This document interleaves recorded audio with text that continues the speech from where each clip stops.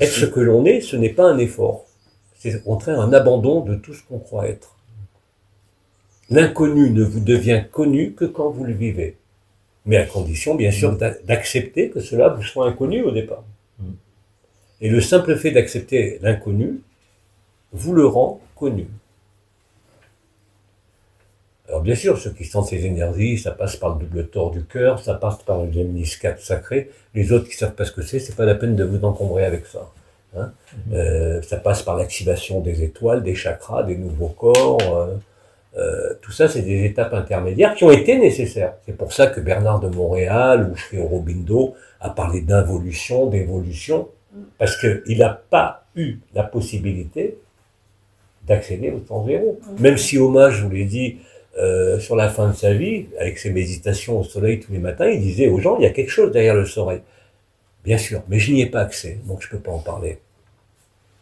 Mais quand vous y accédez, c'est la fin de tout ce à quoi vous pouviez penser, croire, adhérer et autres. Quand je dis c'est la fin, c'est pas que vous le mettez de côté, ça veut dire simplement que vous l'intégrez. Vous ne pouvez pas arrêter la sensation des énergies, des entités si vous sentez les entités, ou du vibral si vous sentez les vibrations. Mais ce n'est pas un but. Et le piège ultime, bien sûr, c'est le soi, puisque le soi, puisque même Bidi, à la fin de sa vie, lui aussi a admis qu'il parlait du soi parce qu'il fallait bien à cette époque-là, puisque les énergies n'étaient pas ouvertes encore, hein, ça s'est ouvert avec la descente de l'Esprit Saint en 1984, et ça s'est libéré en 2011, en octobre-novembre 2011, par la libération du noyau cristallin, c'est-à-dire de la mémoire initiale de la création, qui n'est pas sur la source, qui n'est pas sur Sirius avec l'énergie généticienne, mais qui est au centre de la Terre.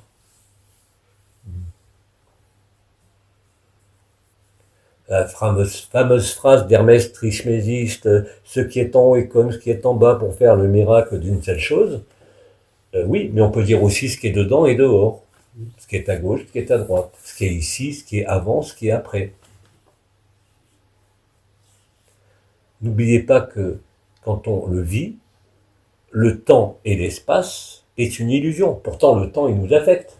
C'est évident, on ne peut pas dire le contraire. Vous n'avez pas le même corps quand vous avez 20 ans et quand vous avez 70 ans, que vous le vouliez ou pas. Mais ça fait partie de ce qu'on appelait, pas dans l'Advaita Vedanta, pardon, dans les écritures sacrées de l'Inde, les Lélas du Seigneur, les jeux du Seigneur. C'est un jeu morbide, mais c'est un jeu quand même. Mais c'est quelque chose, encore une fois, il n'y a pas à juger ou à condamner une religion, un égrégore ou autre. C'est simplement ce que nous avons écrit. Quand vous vivez réellement, comme disait Christiane Singer à la fin de sa vie, nous n'avons pas besoin d'être reliés parce que nous sommes les uns dans les autres, c'est qu'elle a vécu.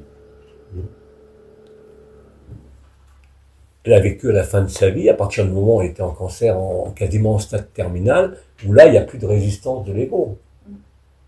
Il n'y a plus de résistance du corps. En fin de vie, nous savons tous, enfin, pas puisqu'on est là encore, mais pour les gens qui arrivent en fin de vie, il n'y a plus de pulsion au sens de l'ego. Il n'y a plus de pulsion de vie. Vous abandonnez, comme dans des expériences d'absolu, entre guillemets, mais c'est pas une expérience, où vous voyez bien qu'il n'y a rien. Il n'y a rien à quoi vous raccrocher, ni mémoire, ni futur, ni passé. Il n'y a pas de temps, il n'y a pas d'espace, il n'y a pas de lumière, il n'y a pas d'amour. L'équivalent pour nous, ça serait un trou noir dans l'univers, mais c'est nous le trou noir. Nous réabsorbons la création pour laisser place au réel. Le réel n'est pas une conscience, le réel n'est pas la vie, même quand je ne dis pas votre vie, mais la vie, c'est-à-dire le principe qui nous anime, et qu'on peut voir, quand on dit je ne suis pas ma vie, je suis la vie, ce n'est aussi qu'une étape. Alors bien évidemment, c'est séduisant, cette étape, mais il faut bien voir que ce n'est qu'une étape. Il est beaucoup plus facile de vivre la vie que votre vie, déjà, ça c'est sûr. Mais, néanmoins, ce qu'on appelle la vie n'est pas le réel. Le réel, du point de vue de l'ego, c'est le néant. Le néant, qu'est-ce que ça veut dire étymologiquement? Ça veut dire né avant, en latin. Vous êtes né avant. Être né avant veut dire que vous n'êtes pas apparu. ni disparu, que vous êtes toujours là. Bien sûr, l'absolu ne peut pas se connaître lui-même, il se reflète à travers l'infinité des croissants, des consciences, des temps et des espaces. La seule différence, c'est que depuis 2011, beaucoup de frères et sœurs qui ont suivi le développement des vibrations, des ouvertures de chakras, n'a plus besoin de ces supports. C'est comme s'il y avait une ligne directe entre l'illusion et le réel. Et c'est justement cette absence de distance entre l'illusion et le réel, puisqu'il y a un état de coïncidence qui est en train de s'installer, qui déclenche tout ce que vous voyez sur Terre aujourd'hui. La fin du Kali Yuga, la guerre de tous contre tous, l'explosion de la société, l'explosion de la famille, la confusion des sexes, tout ce qui... moi j'en ai la mémoire, c'était exactement la même chose à la fin de l'Atlantide. Il y avait d'un côté les enfants de la loi de 1, même s'ils ne vivaient pas, savaient qu'il y avait une unité fondamentale de la manifestation, et ce qu'on avait appelé les enfants de Bélial, ou les enfants de la division. Bélial étant un des démons les plus importants, dans ce qu'on appelle, non pas les séphirotes, mais les cryphotes, c'est-à-dire les régents des sphères infernales. Alors on va se passer des noms, Asmodée, Bélial, enfin il y en a beaucoup, mais qui eux aussi ne sont que notre création.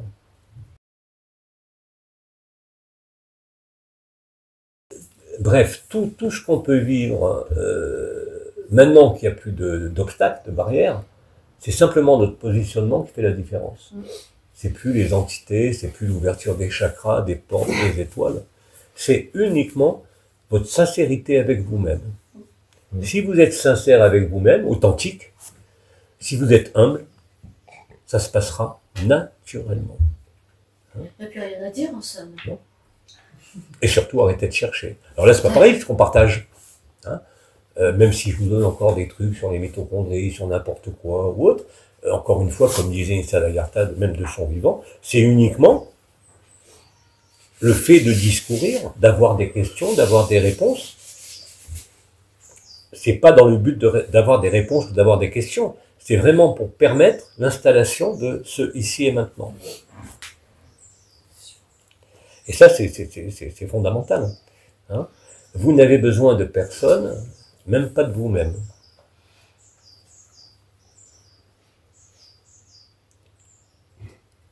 Alors, bien sûr, dans certains cas où il y a une irruption soudaine du réel, ça arrive aussi, qu'est-ce qui va se passer? L'ego va vivre ce qu'on appelle la nuit noire de l'âme. À quoi je sers? Qu'est-ce que je fais là? Pourquoi je suis là? Tout en ayant connaissance de ses vies passées et autres. C'est-à-dire qu'on ne trouve plus de place au sein du personnage, au sein de notre vie. Ça ne veut pas dire qu'on est en déni de notre vie. Ça veut dire simplement que ce qui s'est révélé, même si on ne met pas mot dessus, est une rupture totale par rapport à avant.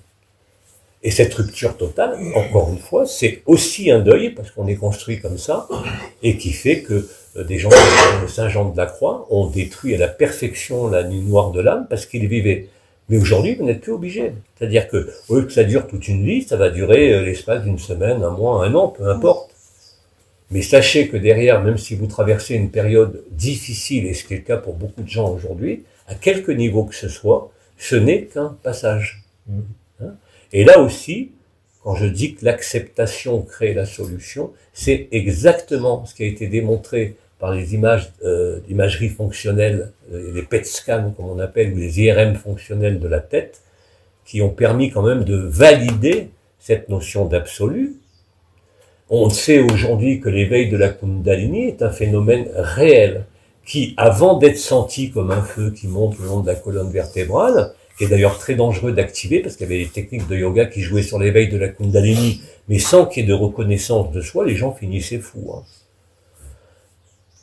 À partir du moment où vous n'êtes plus dupe de vous-même, des énergies, des vibrations, des histoires, des mémoires, ou d'une projection dans une sixième race racine, mais moi aussi je l'ai vu la sixième race racine, j'ai parfaitement vu la nouvelle Terre, mais ce n'était qu'une projection.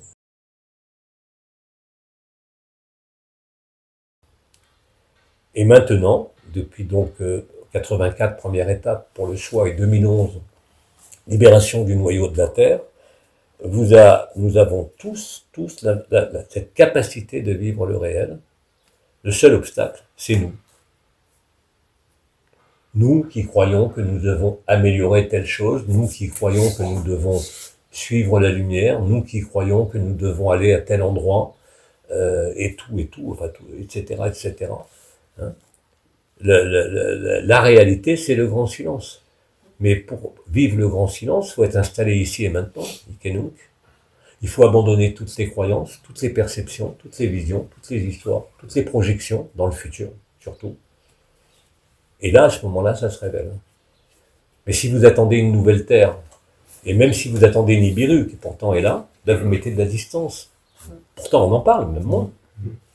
Parce qu'effectivement, il y a de l'événementiel qui se déroule, auquel personne ne peut échapper. La crise sociétale, le Kali Yuga, comme disaient les hindous, c'est exactement ce qu'on est en train de vivre. Et on ne peut pas l'ignorer. Par contre, on peut le traverser. Hein? Et je dirais même qu'il vaut mieux le voir plutôt que de s'en foutre. Hein? La fainéantise, c'est pas mettre la tête dans le sable. Hein? C'est voir ce qui est et oser être ce qui est. Et à ce moment-là, vous constaterez assez facilement, quel que soit votre âge, que vos énergies sont plus fluides, qu'il y a de moins en moins de possibilités de conflits qui durent, ce qui vous empêche pas, je vous dis, moi je suis coléreux, quand on m'énerve. Il en faut beaucoup, sauf en voiture, mais je laisse exprimer ce qui sort. Pourquoi est-ce que je réfrénerais en disant, ah oui, mais attention, je suis amour, je ne dois pas réagir, je ne dois pas dire ceci, je ne dois pas me mettre en colère, mais c'est des conneries. Les émotions, vous en aurez jusqu'à la fin de vos jours. Vous croyez que Billy n'avait pas d'émotions? Quand il parlait, oui.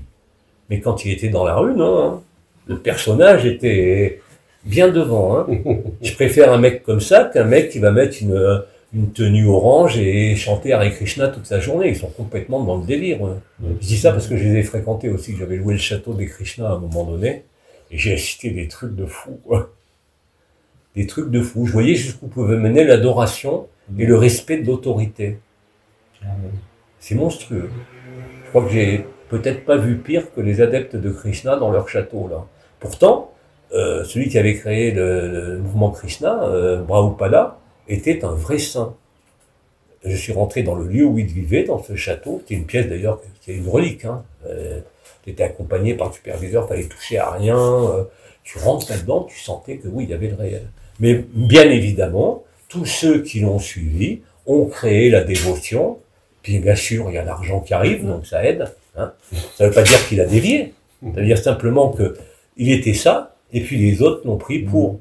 C'est pour ça que je vous parle toujours de mouvement aller et retour. Quand j'ai découvert l'anomalie primaire, la réalité d'Abba, le retour, ça peut être de me dire, cool, je suis Abba. Je dis non, je suis rien du tout, je suis Jean-Luc Ayoun, point barre.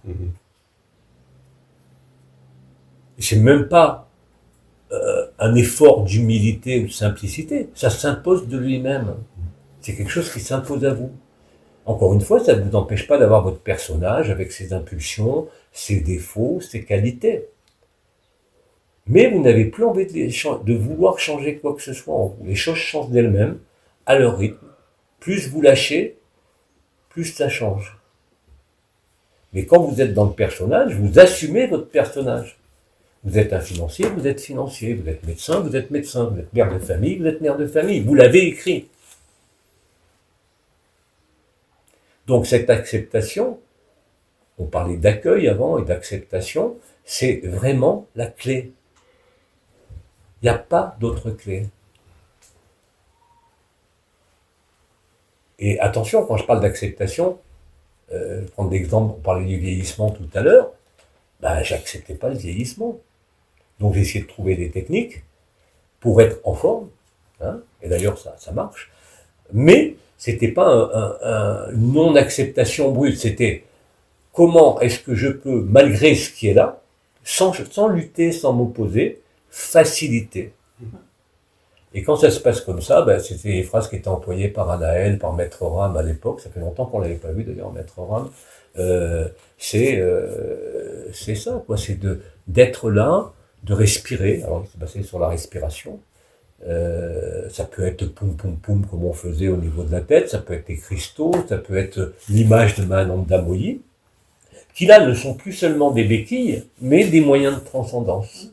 Hein. C'est plus quelque chose sur lequel on va s'appuyer seulement, c'est quelque chose qui va nous aider à traverser. Et qui va nous aider à faire ce fameux silence.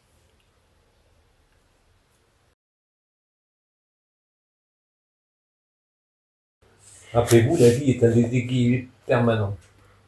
Ah bon? La vie est un déséquilibre permanent. Le seul moment où vous n'êtes plus en déséquilibre, c'est quand vous êtes mort. Vous l'expliquez avec le Kernion. Hein. Et ça, il faut l'accepter. On a parlé des couples, des enfants, c'est comme ça. Et en plus, on peut rendre responsable, même pas les seigneurs du karma, puisque c'est nous qui avons écrit.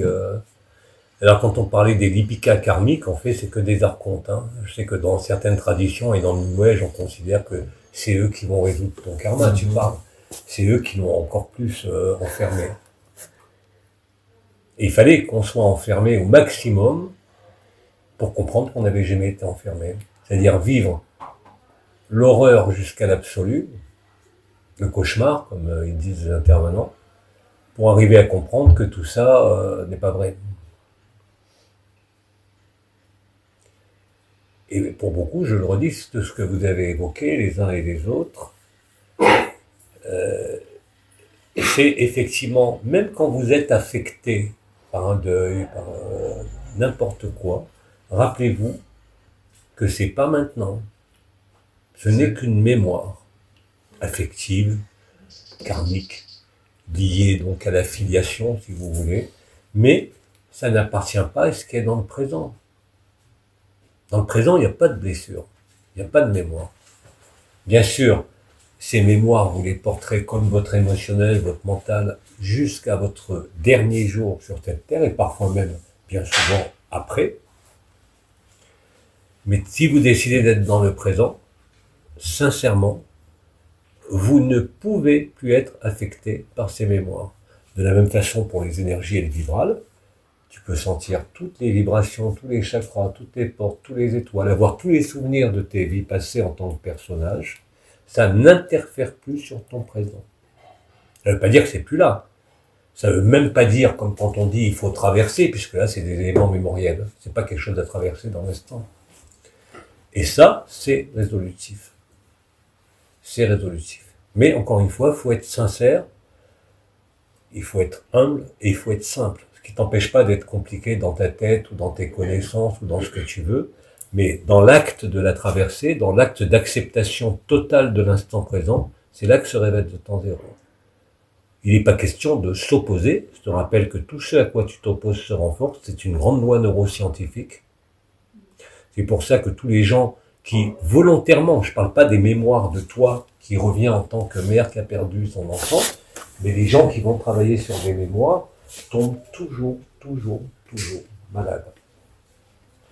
Quand vous faites, par exemple, de la psychanalyse d'anamnèse, c'est-à-dire on te fait revivre le passé, on te fait même te souvenir du mythe fondateur qu'on a dans les thérapies cognitives, c'est-à-dire l'élément qui a déclenché l'esclavage cognitif, qui est inscrit dans le cerveau programmé reptilien, rappelez-vous que tout ça n'est pas quelque chose qui est actif, c'est vous qui l'activez, simplement en y pensant.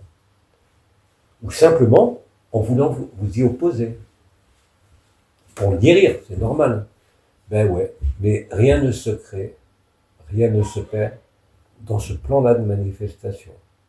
Vous évacuez quelque chose du mental, vous évacuez une mémoire, mais elle ne s'évacue pas. Elle s'imprime dans le corps. Par contre, la latence peut être extrêmement longue, ça peut être 10-15 ans. Et personne, sauf maintenant avec les neurosciences, va faire le lien avec une psychanalyse, une psychothérapie qui a eu lieu 10 ans, 15 ans, 20 ans avant. Et c'est pourtant la réalité. Vous n'avez aucun moyen d'échapper, si vous êtes bien, à l'instant présent. C'est un piège. La projection, on appelle les projections, aussi dans le futur, vous éloigne du réel. Même si vous avez des visions, d'une nouvelle terre, d'une nouvelle race, le réel n'a pas d'histoire. Le réel n'a pas de mémoire. Le réel n'en a rien à foutre de la création. Et pourtant, il a sous-tendu. Soyez réel, et à ce moment-là, vous constaterez que les pensées, les mémoires, la souffrance s'éloigneront de vous. Mais ça sera toujours là, jusqu'à ton dernier souffle. Oui, Tu ne peux pas oublier que tu as été une mère, ça ne peut pas s'oublier, ça fait partie de ton expérience. Mais ça n'aura plus d'influence ou de répercussion sur ton présent. C'est ça la divine indifférence, la fainéantise dont parlait Osho. C'est constater que c'est la merde dans le monde, en vous, dans votre vie, dans vos relations, dans ce que vous voulez, et passer cette merde, c'est-à-dire la voir, mais ne plus lui donner aucune prise. Il y a nécessairement des émotions présentes liées à ces mémoires, mais ces émotions, si tu ne t'en empares pas simplement par la conscience en les observant, sauf si tu es bien sûr l'observateur, mais à ce moment-là, l'observateur n'a plus rien à observer très rapidement. C'est l'exemple que je vous donnais avec Gurdjieff. Quand tu as une émotion, joue le jeu de la reporter au lendemain. Mais elle n'existera plus. Elle ne peut pas exister. C'est pas toi qui commandes tes émotions. De la même façon que nos pensées ne sont pas nos pensées. Et ça, on le voit très clairement en étant dans l'infini présence ou dans l'absolu. On voit une pensée qui naît, une pensée qui disparaît. On voit quelque chose qui arrive. Si on ne s'y intéresse pas, on la voit pourtant. Mais qu'on ne porte pas intérêt, on ne cherche pas à s'opposer, on ne cherche pas à transformer les choses, c'est-à-dire accepter les choses telles qu'elles sont, elles n'ont plus de raison de perturber ce que vous êtes. Et là, ce que vous êtes apparaît. On est tous porteurs de blessures, on est tous porteurs de troubles divers et variés. Hein? Croire qu'un saint n'a pas souffert ou qu'un mystique n'a pas souffert est une sombre erreur. C'est justement la souffrance qui vous conduit aussi à la liberté. Malheureusement, c'est comme ça.